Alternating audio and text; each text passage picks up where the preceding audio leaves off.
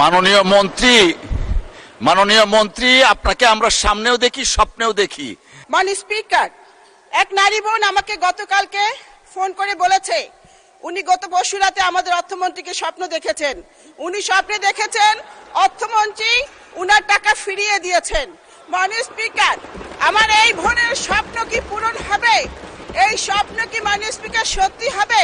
মাননীয় স্পিকার, গত 4 জুলাই মাননীয় মন্ত্রীর চট্টগ্রামের বাসার সামনে গ্রাহকরা মানববন্ধন করেছে এবং মাননীয় মন্ত্রীর সাথে দেখা করে তাদের আকুতি জানিয়েছে।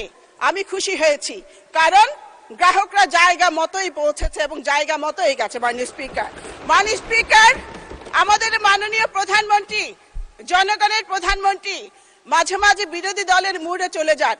আমিও এই মুহূর্তে বিরোধী দলের দ্বিতীয় সারিতে বসা কয়েকজন সংসদ সদস্যের মুডে চলে যেতে চাই। মাননীয় স্পিকার, 75 লাখ গ্রাহকের প্রাণের দাবি সাথে সহমত আমি প্রকাশ করছি।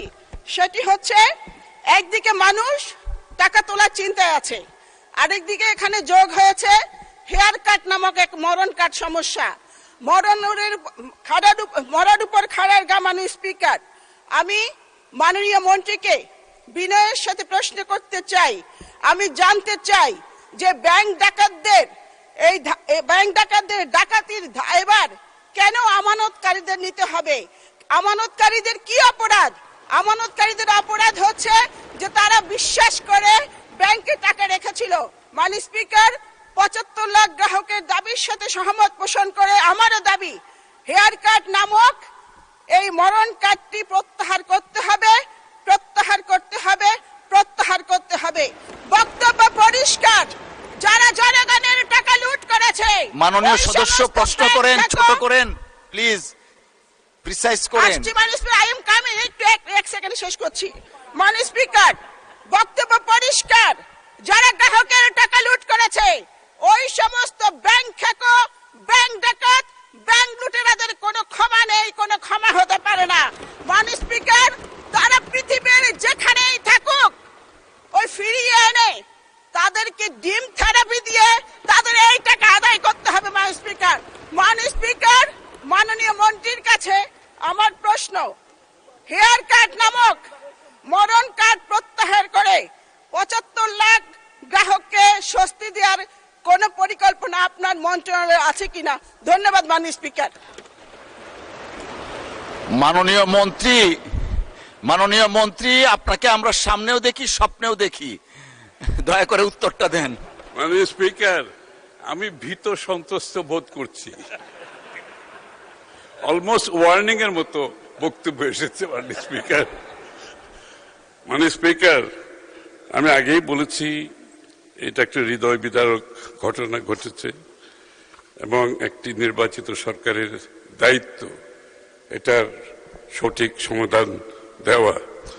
ইতিমধ্যে আমি আগেও বলেছি সংসদে, যারা আমানতকারী তাদের আমানত সুদ সহ ফেরত দেওয়া হবে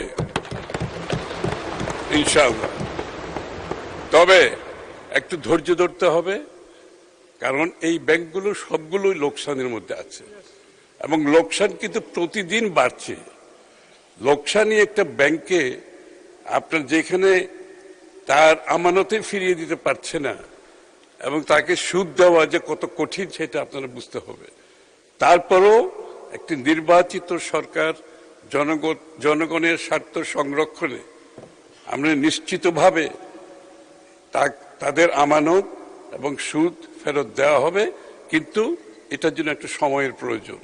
এই ব্যাংকগুলো হেয়ার কাট থাকবে না, হেয়ার কাট থাকলে হেয়ার কাট হবে না, হেয়ার কাট তো বাদ যাবে। আমি যখন বলছি সুদ সহ, সুতরাং হেয়ার কাটের তো প্রশ্ন আসছে না এখানে।